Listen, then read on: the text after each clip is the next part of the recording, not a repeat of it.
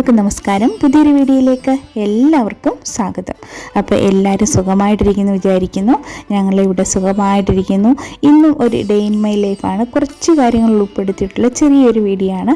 അപ്പോൾ ഞങ്ങളുടെ വീഡിയോസൊക്കെ നിങ്ങൾക്ക് ഇഷ്ടപ്പെടുവാണെങ്കിൽ ലൈക്ക് ചെയ്യാനും ഷെയർ ചെയ്യാനും കമൻറ്റ് ചെയ്യാനും അതുപോലെ തന്നെ സബ്സ്ക്രൈബ് ചെയ്യാതെ കാണുന്നവരൊക്കെ ആണെങ്കിൽ സബ്സ്ക്രൈബ് ചെയ്ത് സപ്പോർട്ട് ചെയ്യണേ. അപ്പോൾ ഇന്ന് രാവിലെ ഗ്രീൻ പീസ് കറി റെഡിയാക്കാമെന്ന് വിചാരിച്ചു. ഗ്രീൻ പീസ് കറി അപ്പം ഉണ്ടാക്കുമ്പോൾ ഞാൻ തലേന്നയാണെങ്കിൽ പിന്നെ ഗ്രീൻ പീസൊക്കെ ആണെങ്കിൽ വെള്ളത്തിലിട്ട് വെക്കും. ഇപ്പോൾ രാവിലെ ആകുമ്പോൾ പെട്ടെന്ന് തന്നെ നമുക്ക് കുക്കറിലാണെങ്കിൽ ഒരു വിസിലൊക്കെ അടിച്ച് വെച്ചാൽ മതി. പെട്ടെന്ന് നന്നായിട്ട് തന്നെ വെന്തൊക്കെ റെഡിയായി കിട്ടും. സമയത്ത് തന്നെ സവാളയും തക്കാളിയും ഉരുളക്കിഴങ്ങും പച്ചമുളകും ഒക്കെ അരിഞ്ഞു വെച്ചിട്ടുണ്ടായിരുന്നു. അതെല്ലാം ഒന്ന് വഴറ്റിയെടുക്കണം. അപ്പോൾ നമുക്ക് വഴറ്റിയെടുക്കുന്ന സമയത്ത് കുറച്ച് മഞ്ഞൾപ്പൊടിയും ഉപ്പും കൂടി ഇട്ട് വഴറ്റി നന്നായിട്ടാണെങ്കിൽ ഒന്ന് ഇളക്കി, പിന്നെ അതുപോലെ കറിവേപ്പിലയും കൂടി ഇട്ടിട്ടുണ്ടായിരുന്നു കേട്ടോ. അതും കൂടാണെങ്കിൽ ഇട്ട് നന്നായിട്ട് ഇളക്കി ഒന്ന് അടച്ചു വെക്കുക. അല്ലാതെ നമ്മൾ സെപ്പറേറ്റ് വഴറ്റി ഒന്നും സമയം കളയേണ്ട കാര്യമില്ല. അപ്പോൾ നമ്മൾ നന്നായിട്ട് ഈ തക്കാളിയൊക്കെ ഇട്ടേക്കുന്നതുകൊണ്ട് അതിൻ്റെ വെള്ളമൊക്കെ ഇറങ്ങി അടുക്കി പിടിക്കത്തൊന്നുമില്ല. അപ്പോൾ നമ്മളിന്ന് ഇളക്കി കൊടുത്തേച്ചാൽ മതി. അതുപോലെ തന്നെ അത് കഴിഞ്ഞ് ഇത് വഴണ്ട് വന്ന് കഴിയുമ്പോഴത്തേന് നമുക്ക് ഗ്രീൻ പീസ് വെന്തത് ഇതിൽ ഒഴിച്ചു കൊടുക്കാം. ആ ഗ്രീൻ പീസ് വെന്തതിനകത്ത് ഓൾറെഡി വെള്ളമുണ്ട്. അപ്പോൾ ഒത്തിരി വെള്ളം നമുക്ക് കറിക്ക് ഏത് പരുവത്തിനാണോ വേണ്ടിയത് അതിനനുസരിച്ച് നമുക്ക് വെള്ളം ഒഴിച്ചു കൊടുത്തേച്ചാൽ മതി. തേങ്ങ പാലായിട്ടല്ല ഒഴിച്ചത്, തേങ്ങ നന്നായിട്ട് അരച്ചാണ് ഒഴിച്ചേക്കുന്നത്.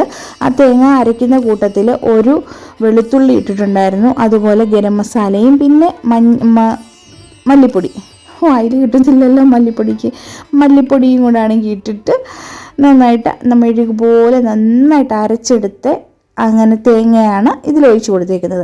നിങ്ങൾക്ക് അങ്ങനെ ഒഴിച്ചു കൊടുക്കാൻ ഇഷ്ടമല്ലെങ്കിൽ തേങ്ങാപ്പാലെടുത്തിട്ട് അങ്ങനെ ഒഴിച്ചു കൊടുക്കാവുന്നതാണ്. ഇങ്ങനെ ഒഴിച്ചു കൊടുത്താലും ടേസ്റ്റിനൊന്നും ഒട്ടും വ്യത്യാസമല്ല, ഒട്ടും കുറവും വരത്തില്ല, നല്ല ടേസ്റ്റ് ആയിരിക്കും.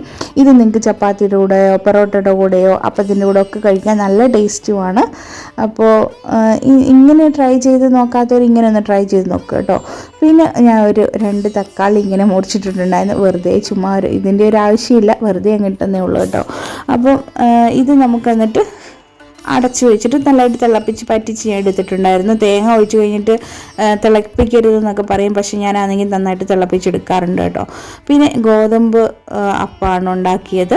അപ്പോൾ അതായിരുന്നു ഞങ്ങളുടെ ബ്രേക്ക്ഫാസ്റ്റ്.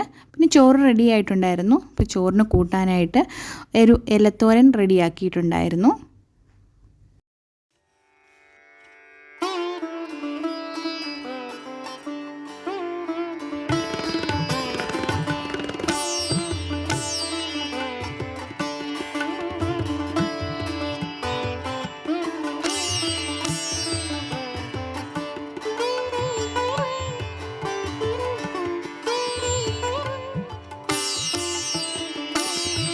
ഇത് ലെറ്റ്യൂസ് ആണ്, ശരിക്കും സലാഡിനൊക്കെയാണ് ഇത് യൂസ് ചെയ്യുന്നത്. പക്ഷേ എനിക്കിത് തോരൻ വെച്ച് കഴിക്കാൻ ഒത്തിരി ഇഷ്ടമാണ്.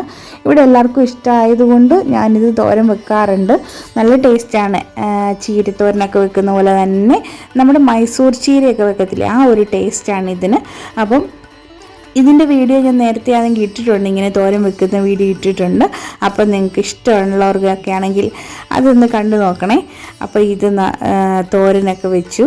അതുപോലെ തന്നെ പിന്നെ നമുക്ക് ഒരു ചായ ഉണ്ടാക്കിയായിരുന്നു. ചായ എന്ന് വെച്ച് കഴിയുമ്പോൾ ഇത് നമ്മുടെ ചെമ്പരത്തി ചായയില്ലേ, അതാണ് കേട്ടോ.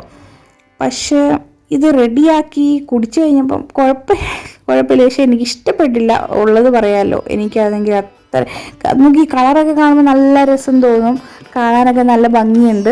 അപ്പം ഞാൻ 4 ഗ്ലാസ്സിലൊക്കെ ആക്കി മക്കൾക്കും കൊണ്ട് കൊടുത്തു. പക്ഷേ അതുപോലെ ഇരുന്നതല്ലാതെ അവർ കുടിച്ചൊന്നുമില്ല. ഞങ്ങൾ പിന്നെ പക്ഷേ ചെറിയ ചൂടുള്ളത് കൊണ്ട് കുടിച്ച് നോക്കി. പക്ഷേ ആ ഒരു ടേസ്റ്റ് എനിക്ക് ഇഷ്ടപ്പെട്ടില്ല കേട്ടോ. അപ്പോൾ ആൻറ്റിയൊക്കെ വന്നിട്ടുണ്ടായിരുന്നു. അപ്പം അവരാണെങ്കിൽ പപ്സൊക്കെ കൊണ്ടുവന്നിട്ടുണ്ടായിരുന്നു. അപ്പം അന്ന് കഴിച്ചില്ല, പിറ്റേ ദിവസമാണ് ഇതെടുത്തത് കേട്ടോ. അപ്പം അന്നേരം പിന്നെ ഇതൊന്ന് ചൂടാക്കിയെടുത്തു. ചൂടാക്കുന്ന സമയത്ത് ഇച്ചിരി കൂടിപ്പോയത് കൊണ്ട് അതിൻ്റെ മേൽവശം ഒരിച്ചിരി കഴിക്കായിരുന്നു. അത് ജസ്റ്റ് തട്ടിയെടുത്താൽ അവന് ഓക്കെ ആവും. ഇത് രാവിലെ 6:45 വൈകുന്നേരം 6:45 സമയമാണ് ഈ കാണുന്നത്. കണ്ടോ, ഇത് ഇത്രയും ഇതുവരെയും നേരം ഇരുട്ടിയിട്ടില്ല, അതുപോലെ ചൂടാണെന്നാണ് അതിൻ്റെ അർത്ഥം. ഇന്നിപ്പോൾ ഞാൻ ഈ വോയിസ് ഓവർ കൊടുക്കുന്ന സമയത്ത് ഭയങ്കര ചൂടാണ്. അപ്പോൾ ഇന്ന് ഇത്രയുള്ള വീഡിയോ. Thank you.